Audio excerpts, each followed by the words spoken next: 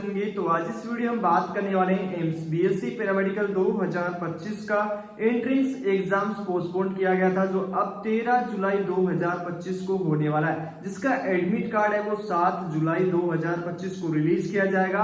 तो आज इस वीडियो में डिस्कस करने वाले हैं कि एग्जाम्स में आपको क्या ध्यान रखना है, किस तरह से आपका एंट्रेंस एग्जाम इस साल 2025 में होने वाला है, साथ ही साथ मिनिमम आपको कितना नंबर रिक्वायर्ड होगी, 90 में से आपको कितना स्कोर करना होगा जिससे कि इस साल 2025 में आपको सीट अलॉटमेंट हो जाए। तो सारी चीज समझने की कोशिश कीजिएगा, पॉइंट टू पॉइंट हम इस वीडियो में डिस्कस करने वाले हैं। और यदि आप हमारे चैनल पे पहली बार हैं, वीडियो को पहली बार देख रहे हैं, तो वीडियो को लाइक एंड डियर चैनल को जरूर सब्सक्राइब कर लो। तो सबसे पहले हम बात करेंगे आपकी एंट्रेंस एग्जाम 13 जुलाई 2025 को होने वाला है। आपका एडमिट कार्ड है वो 7 जुलाई 2025 को एम्स की ऑफिशियल वेबसाइट emsexam.ac.in पे जारी किया जाएगा।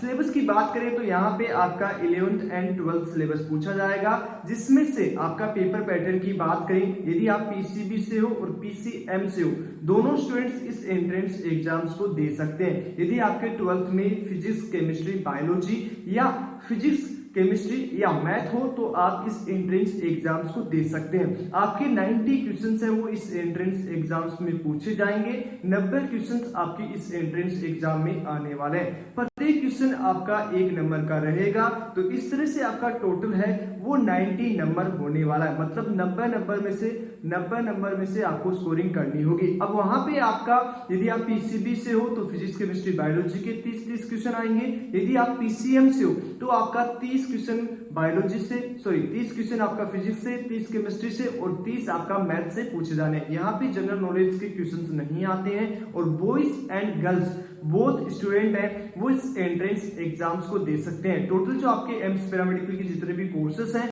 उसमें यदि आपको एडमिशन लेना है तो यहाँ पे इस एंट्रेंस एग्जाम्स को आपको देना होगा।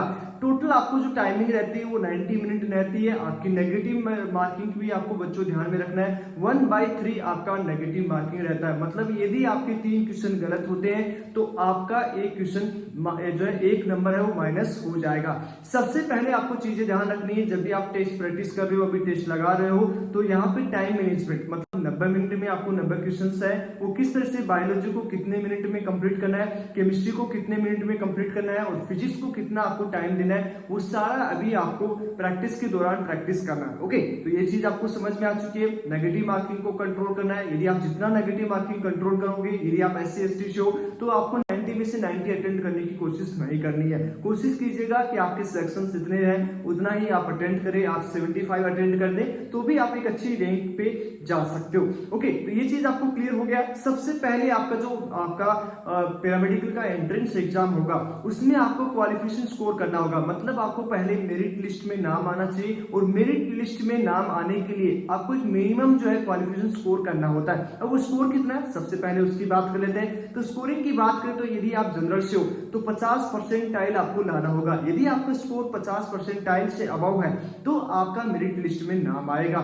ये चीज आपको ध्यान में रखना है। उसके बाद यदि आप EWS से तो भी आपको 50 परसेंटाइल की आवश्यकता होगी, और यदि इसके अलावा आप OBC MCL से तो 40 परसेंटाइल की आपको आवश्यकता होने वाली है। तो ये चीज आपको क्लियर हो गया। और यदि SC ST से बिलोंग कर रहे हो तो यदि आपका स्कोर 40 परसेंटाइल से अबव है तभी आप मेरिट लिस्ट में नाम आएगा। अब मेरिट लिस्ट में नाम यदि नहीं आता है तो आप किसी भी काउंसलिंग में राउंड में पार्टिसिपेट नहीं कर सकते हैं। तो ये चीज ध्यान में रखना। यदि आपका कम स्कोर रहा तो आप यहाँ पे मेरिट लिस्ट में पार्टिसिपेट नहीं कर सकते या आप किसी भी राउंड में काउंसलिंग में नहीं जा सकते हो। तो ये चीजें क्लियर हो चुकी है। तो आपको मेरिट लिस्ट में से अबाउ स्कोरिंग करना होगा।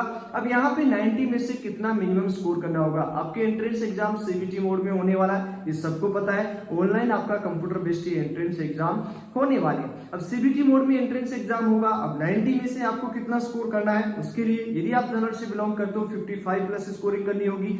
यदि आप EWS से बिलोंग करते हो तो आपको लगभग 53 के आसपास स्कोरिंग करना होगा। यदि आप OBC MCL में हो तो 50 के आसपास, और यदि आप SC ST से हो तो 45 प्लस स्कोरिंग आपको करनी होगी, तभी आपका यहाँ पे सिलेक्शन होने का चांसेस है। जितने भी पैरामेडिकल के कोर्सेस है, चाहे आप रेडियोलॉजी की बात करो, एमएलटी की बात करो, या किसी भी एम्स की बात करो, यदि आपको इनमें एडमिशन लेना हो, बिलासपुर हो गया या नागपुर हो गया या ऋषिकेश हो गया या दिल्ली हो गया, जोधपुर हो गया, इनमें यदि आपको करना हो, या पटना हो गया, इनमें आपको पैरामेडिकल कोर्सेज करने हैं, तो मिनिमम स्कोरिंग आपको करना होगा, जिससे कि आपका इस साल सिलेक्शन हो जाए। तो चलिए बच्चों, आज इस वीडियो में इतना ही। मिलते हैं आपसे नेक्स्ट वीडियो में। यदि फिर भी किसी स्टूडेंट्स को कोई डाउट हो तो आप कमेंट बॉक्स में कमेंट कर सकते हो। नीचे मैंने व्हाट्सएप ग्रुप का लिंक दिया है, वहां भी ज्वाइन हो सकते हो। मिलते हैं आपको नेक्स्ट वीडियो में। तब